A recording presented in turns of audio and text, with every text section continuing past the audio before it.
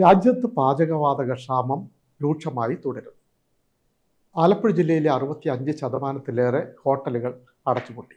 Hotel ഉടമകളും തൊഴിലാളികളും അനുബന്ധ സ്ഥാപനങ്ങളും കടുത്ത പ്രതിസന്ധി. രാജ്യത്ത് പാചകവാതക ക്ഷാമം അതിരൂക്ഷമായി തുടരുന്നു.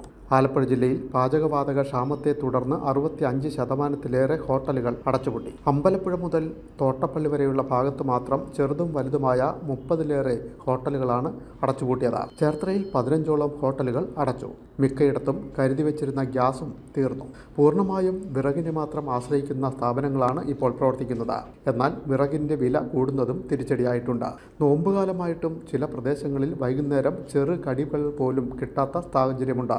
തൊഴിലും കൂലിയും ഇല്ലാത്തതിനാൽ മറുനാടൻ തൊഴിലാളികൾ നാട്ടിലേക്ക് മടങ്ങുന്നു. പാചകവാതക പ്രതിസന്ധി നിരീക്ഷിക്കുന്നതിന് സിവിൽ സപ്ലൈസ് വകുപ്പ് എല്ലാ താലൂക്ക് സപ്ലൈ ഓഫീസുകളിലും കൺട്രോൾ റൂം ആരംഭിച്ചിട്ടുണ്ട്. ഗാർഹിക ഉപഭോക്താക്കൾക്ക് പ്രഥമ പരിഗണന നൽകുന്നതിനാൽ ബുക്ക് ചെയ്ത ചുരുങ്ങിയ ദിവസത്തിനുള്ളിൽ തന്നെ സിലിണ്ടർ കിട്ടുന്നുണ്ട്. ഗാർഹിക സിലിണ്ടർ വാണിജ്യാവശ്യത്തിന് ഉപയോഗിക്കുന്നുണ്ടോ എന്ന് പരിശോധിക്കുന്നു.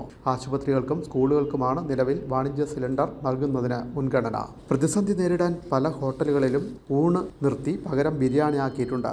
ഹോസ്റ്റലുകളിലും മറ്റും താമസിക്കുന്നവർക്കായി സഹപ്രവർത്തകർ വീട്ടിൽ നിന്ന് ഭക്ഷണം എത്തിക്കുന്നുണ്ട്. ചേർത്തല KSRTC ക്യാൻറ്റീനിലും ഊണ് നിർത്തി ബിരിയാണി ആക്കി. ഇത് എത്ര ദിവസം തുടരും എന്ന ആശങ്കയും ഇപ്പോൾ ശക്തിപ്പെടുന്നുണ്ട്.